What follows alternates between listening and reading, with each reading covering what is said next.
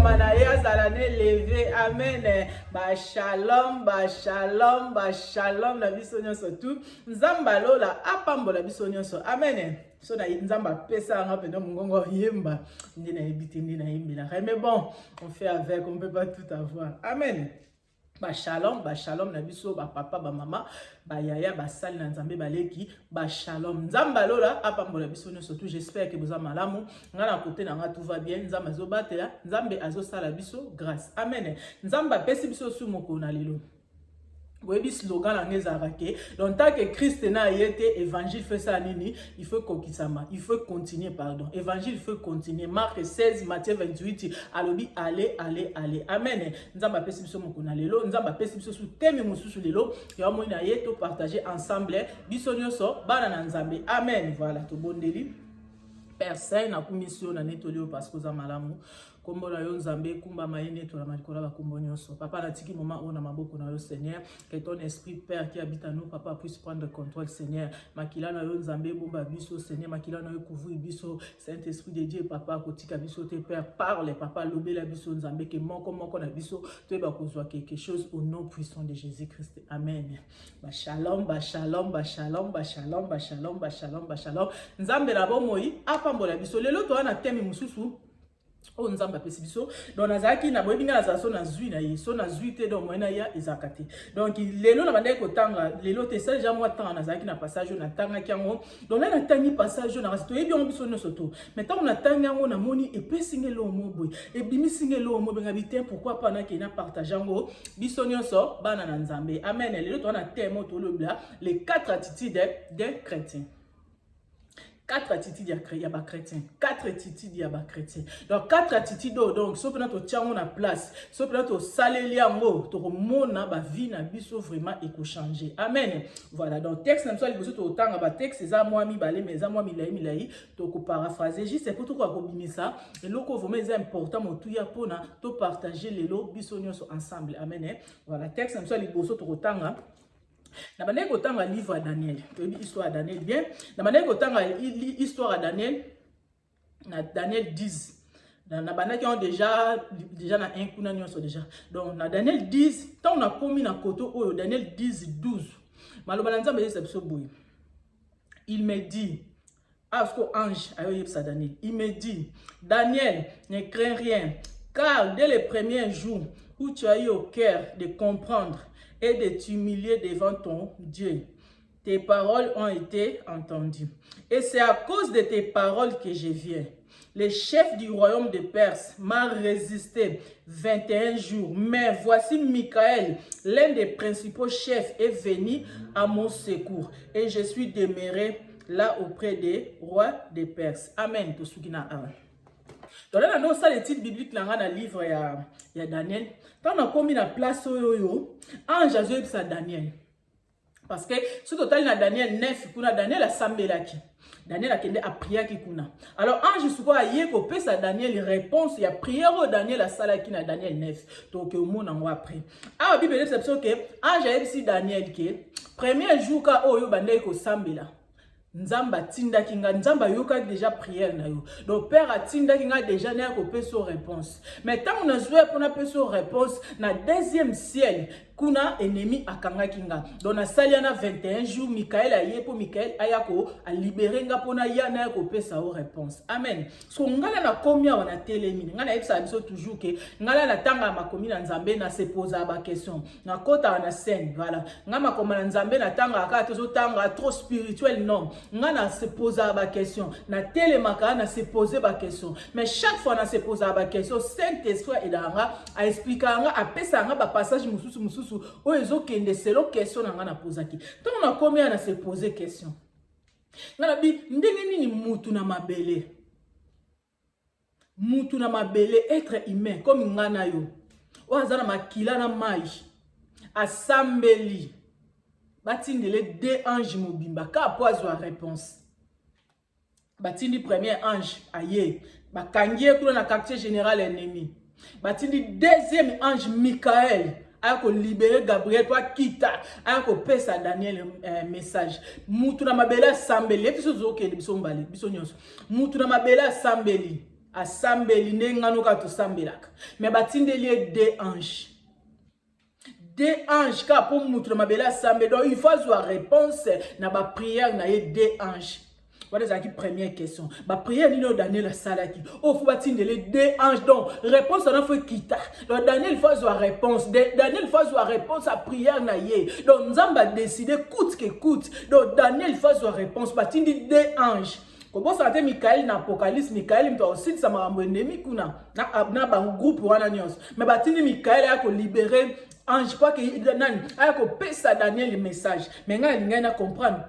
Comment mutu mabela sambela batindele des anges. Mais faut na yeba prière wana Daniel. C'est comme ça moi je lis la parole. Tant on attend la Bible se pose ba question. Amen.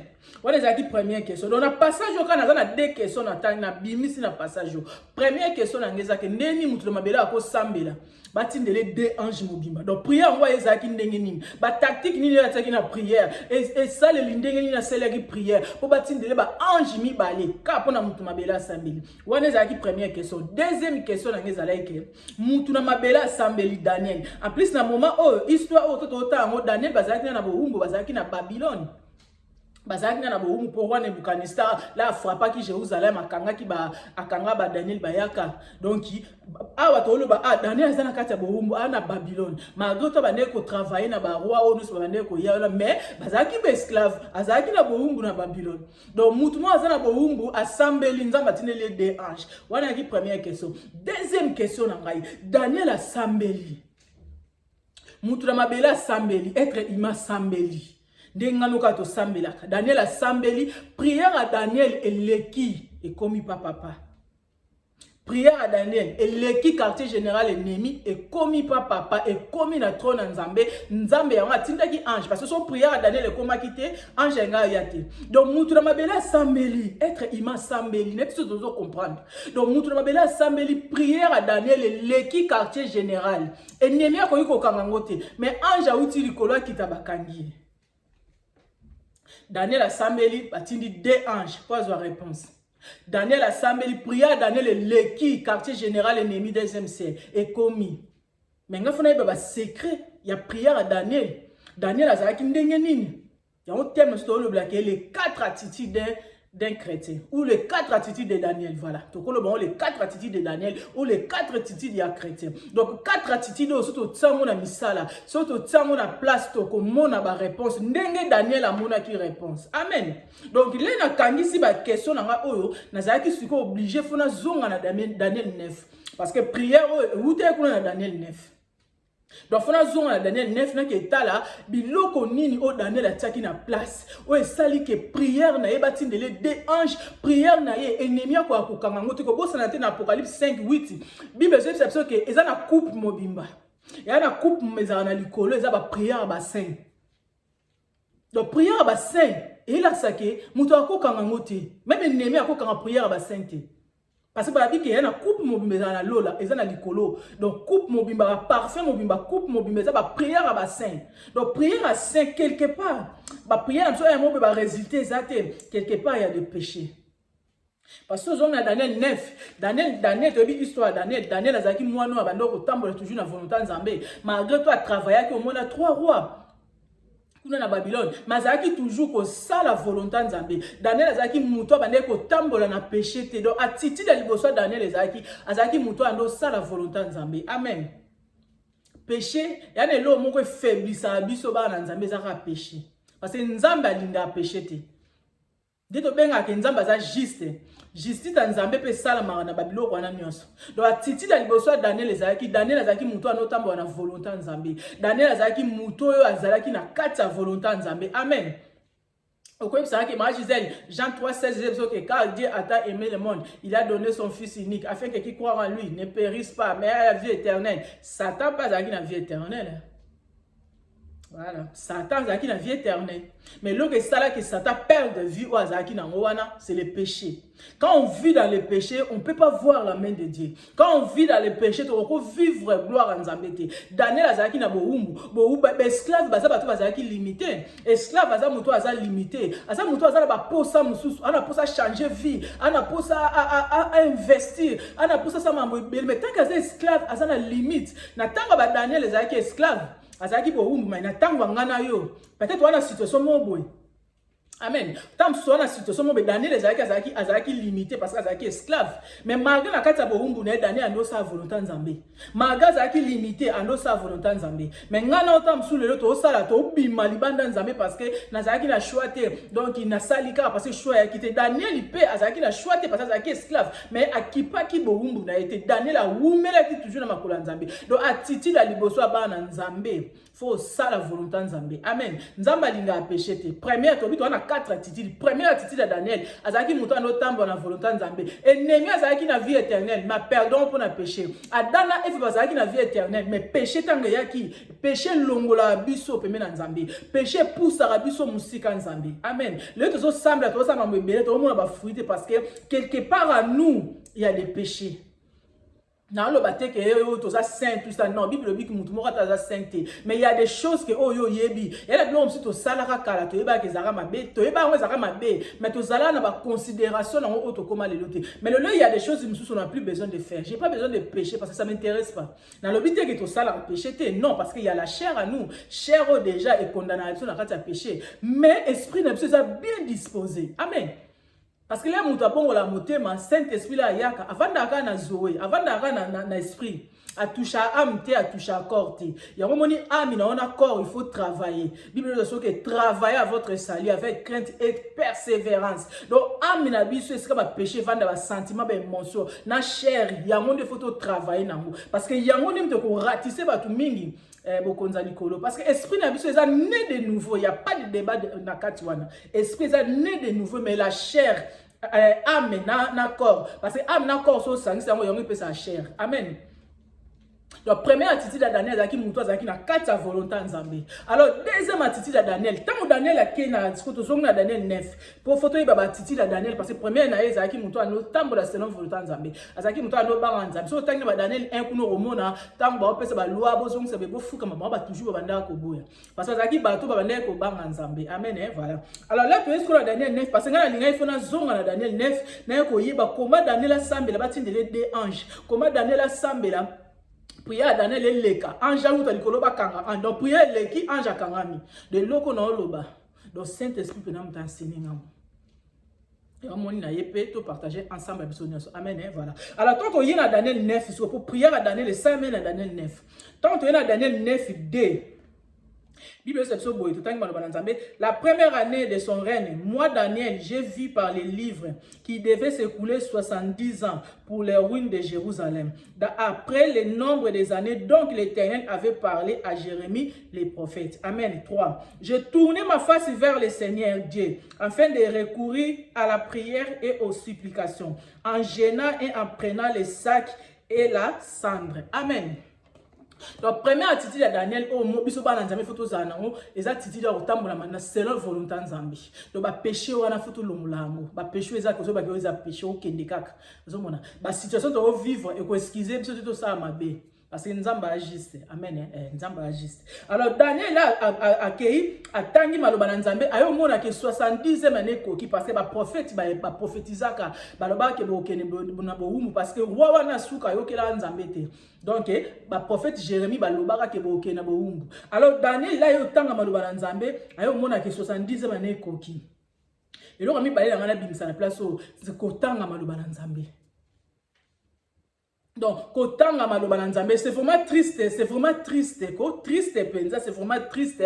Au mona bana na Nzambe, chrétien, na quatre église, 2 ans ya conversion, 3 ans, 4 ans, 5 ans, 6 ans, 10 ans même. Atanga maloba na Nzambe te. Tu peux pas être fort si tu lis pas la parole de Dieu. Okoza makasi te soko tanga maloba na Nzambe te. Et il y a même les 5 livres Moïse wana ba Torah nini wana ba livre ba Genèse, Exode, Nombre, Lévitique, Deutéronome, 5 livres wana Torah. Et il y a nzambe mingi ba tanga ngote. Parce que yo mwana nzambe tanga maloba na Nzambe to roza makasi ndenge ni. Mondo to vivre za monde mo eza spirituel.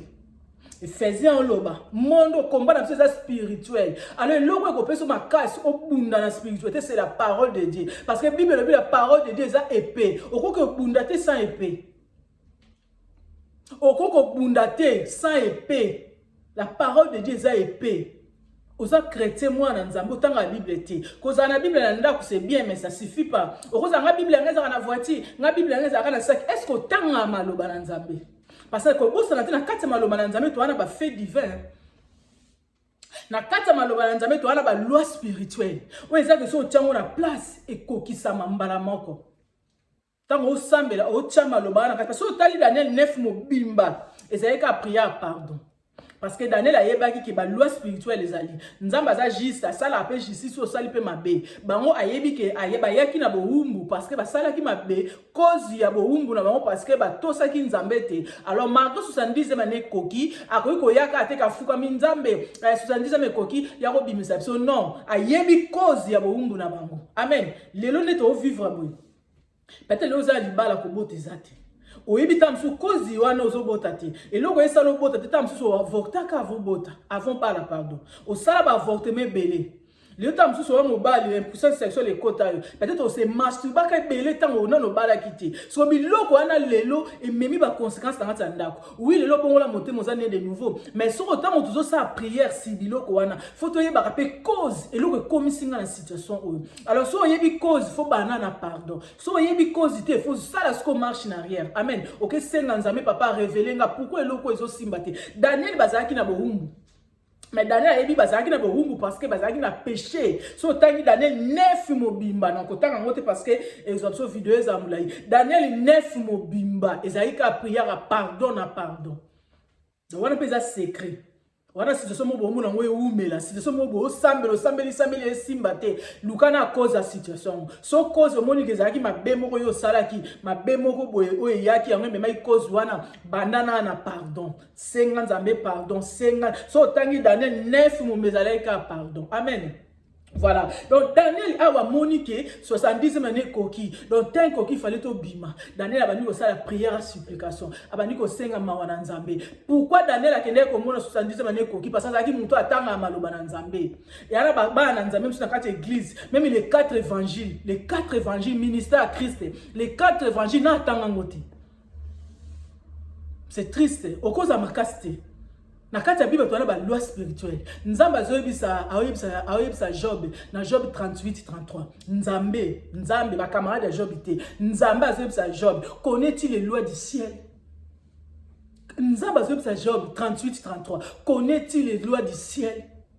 Est-ce qu'on règne kana loi wana aona mabele parce que yebi ba loi likolo ya ciel te quand on parle de ciel donc c'est la spiritualité donc quand on yebi ba loi spiritualité te tu peux pas régner parce que le monde est spirituel si on veut renverser la situation il faut tout téléma amen tout le monde ba chrétien on ya makamso physiquement boye simbati o beti ba porte secours ezate o passer ba coup de fil secours ezate o tiki ba CV secours ezate o keke ba préfecture secours ezate o juge ba avocat secours ezate mais connecte-toi à ton esprit.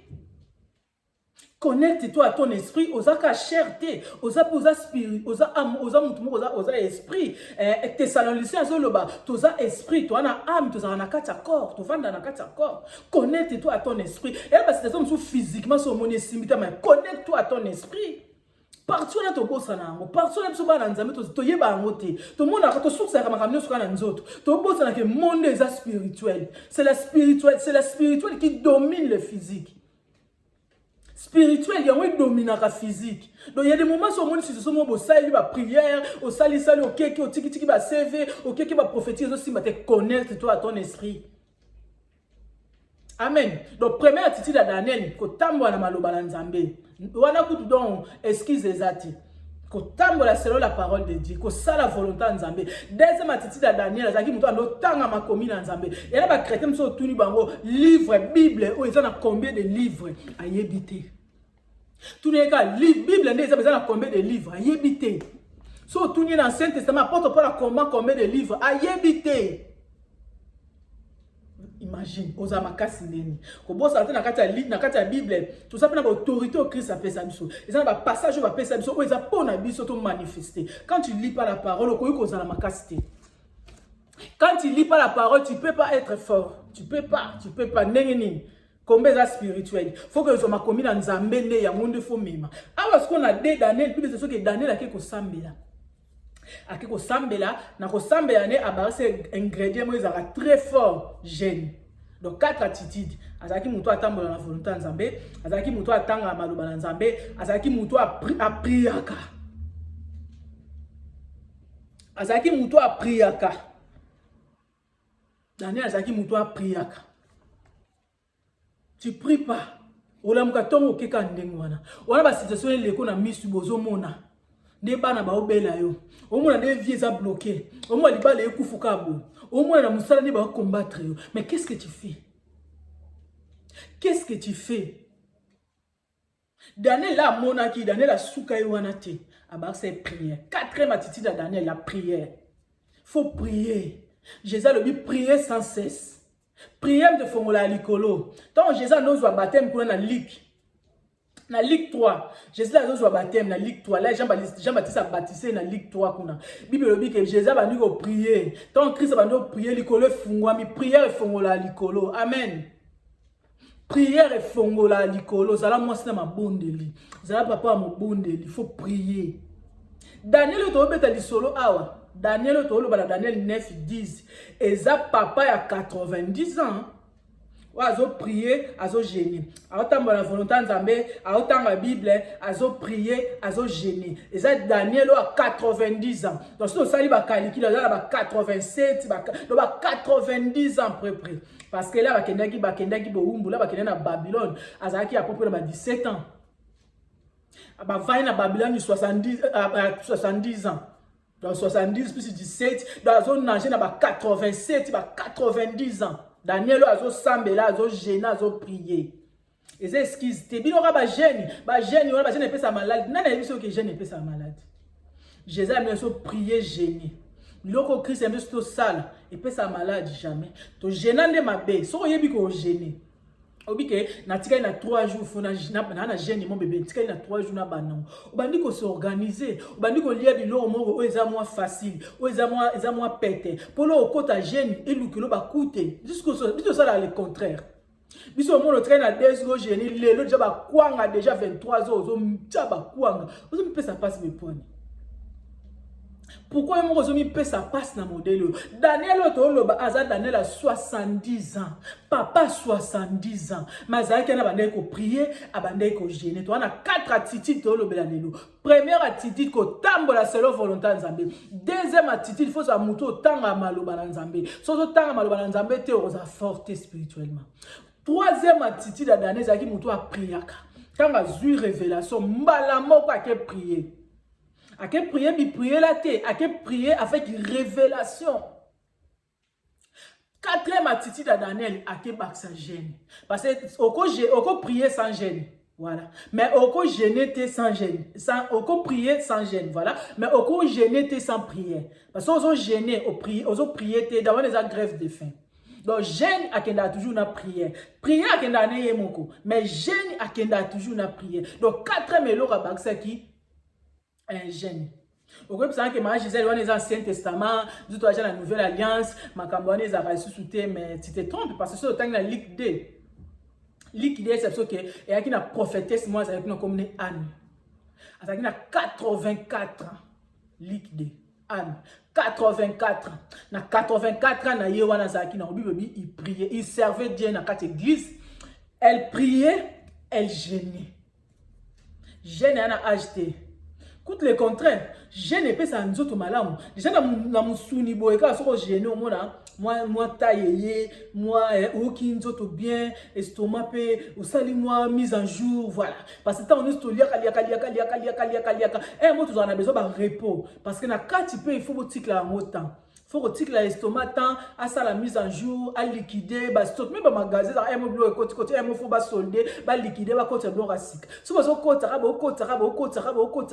moi t'es que sous quand on est malade. J'ai acheté dans Saint Testament toi na Daniel abandé ko gêné papa 80 ans azo gêné na Nouvelle Alliance toza kuna na maman kutu Anne azala l'église 84 ans à Genaka à priaka. Amen. A Genaka a priaka. Yana batu mususu asali akosala 1 mois na Nzambe. 1 mois atam kolomo kota gêné.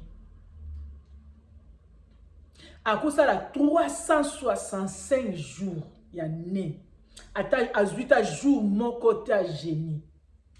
Mais tu as des soucis, tu as des problèmes de santé, on a des problèmes au muscle, au monde.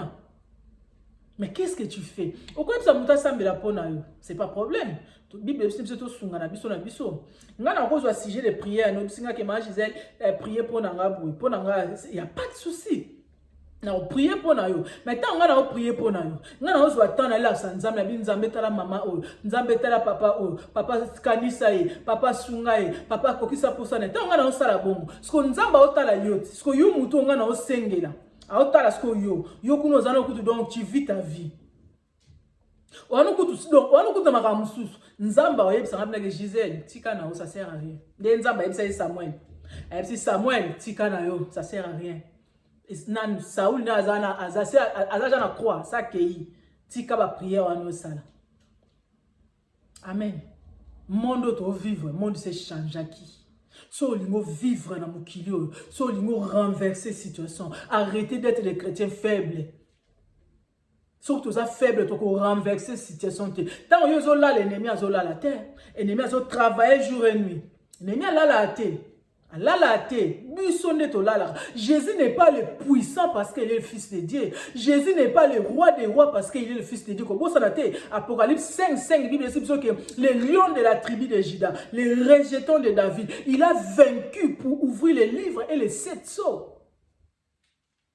Jésus n'est pas le puissant parce qu'il est le fils de Dieu. Il a vaincu pour ouvrir les livres et les 7 sceaux. Monde to vivre. À cause de la faiblesse spirituellement. Quand tu marches avec Dieu, quand tu fais la volonté de Dieu, quand tu lis la parole de Dieu, quand tu pries, tu gênes aux à la force spirituellement. Amen. Après, si on a la place, on nous montre Nzambe facilement. Nzambe est partout. Hein. Dieu voit tout. Mais Dieu, il ne se manifeste pas partout. So tant histoire Daniel na 10 na sekuna. Bible dit que Daniel les ange ko visiter. Donc Isaac tellement puissant, bato azaki na bango, ba kokate ba monate ba palangana. Donc to ko za le belé to na église tout lulu biso nyonso wana. Mais au moins biso nyonso moko kam ta connecté. Moko kam ta moni présence en Zambie. Nzamba aza partout, mais a manifester na mutu nyonso te. Manifestation c'est le mususu. Comment aza pe partout wana pe le mususu. Quand tu marches avec Dieu, quand tu fais la volonté de Dieu, tu lis ta Bible, tu osas la volonté de Nzambe, il y a des moments tu pries, tu gênes dans la situation comme ça. Au moment Daniel a mona Christ na oh Jésus, fais-nous cette grâce papa, fais-nous grâce au colo, fais-nous salabiso grâce au papa. Daniel a mona Christ na gloire. Mais Christ na botamité. Christ na sécurité. Jean mona Christ en gloire en Apocalypse. Jean mona Christ en gloire. Mais Jean a mona Christ physique. A mona Christ en c'est quoi? Mais Daniel, parce que la professeur Daniel a mona qui. Il y a moi l'appelle Jean mona qui. Daniel a moni Christ en gloire. Christ en yété. Christ en botamité. Christ en sécurité. Mais Daniel a moni déjà en gloire. Quand tu marches avec Dieu, Nzamba ça la faveur wana. Siméon pareil. Siméon a tambola Nzambe na lik. Siméon a mis na moni Christ. Anne a mona Christ. Quand tu marches avec Dieu, Nzamba solo ba surprise. Nzamba o lakso makambo o ko mona te. Nzamba o laksa yo. Amen. Toujours maman Nzambo sérieux. Ma bengango vie chrétien, eza vie. Christ akoya, on dit Jésus akoya, Jésus va zela que Christ akoya. Eza l'agneau de Dieu terre. Eza le lion de la tribu de Juda. Et ça le lion de la tribu de Juda. Yebtakoya. Faut bon s'arrêter de bagarre l'agneau. L'agneau c'est ce moment autozali. La grâce, voilà. Quand on parle de la grâce, on parle de l'agneau de Dieu.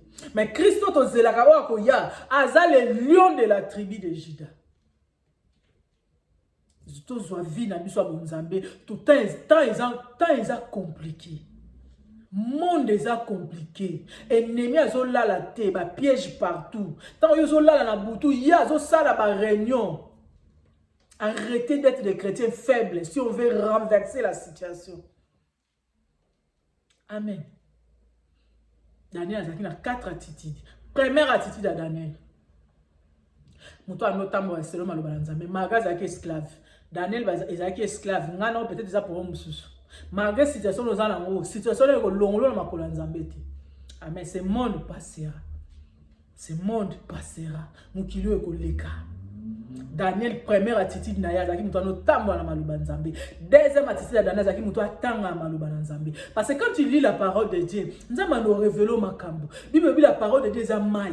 Attention comprendre, tu m'as dit va koto mususu na comprendre na ngati lis la parole. Bible bi muto alukaka e amoni samaka. Na makambo na lobi lelo, passage na teino lelo. Muto ayipsinga ngote, mais en lisant la parole, Saint-Esprit azo ko inspire makambo, azo kotiso makambo, azo kotiso makambo. Oko sangsa nyonso moni pe ozui okanisi message. Amen. Tu lis ta Bible. Même si tu ne comprends pas, tu lis. Tu sais, la Bible, la Bible audio. Tu as téléchargé. Yoka maloba na Nzambe. Oko comprendre ma belé. Oko yeba makambo belé quand tu lis ta Bible. Et il faut la moto au bon de lac. Il faut prier pour ta famille. Il faut prier pour ton pays. Il faut prier pour ton pasteur. Il faut prier pour le corps du Christ. Il faut prier pour tout le l'hôpital. Amen. Monde doit vivre en moi. Arrêtez d'être des chrétiens faibles si on veut renverser la situation. Apocalypse 5:5, le lion de la tribu de Juda, les rejetons de David, il a vaincu pour ouvrir les livres et les 7 sceaux. Il a vaincu parce qu'il y a une loi spirituelle. Quand tu ne connais pas les lois spirituelles, quand tu ne lis pas la Bible, tu ne peux pas connaître les lois spirituelles. Job 38:33, Job, connais-tu les lois du ciel? Pour régner la mokilio, il faut y avoir la loi spirituelle. Parce que le monde est spirituel. Amen. Nzamba lola apambola bisono surtout escato zali. Ezanga maman Gisèle aimé partager tikela un message. Amen. Bozwa soin na bino makiana yesu masia et bomba biso au nom de Jésus. Merci, soyez bénis. À la prochaine. Merci. Bye bye.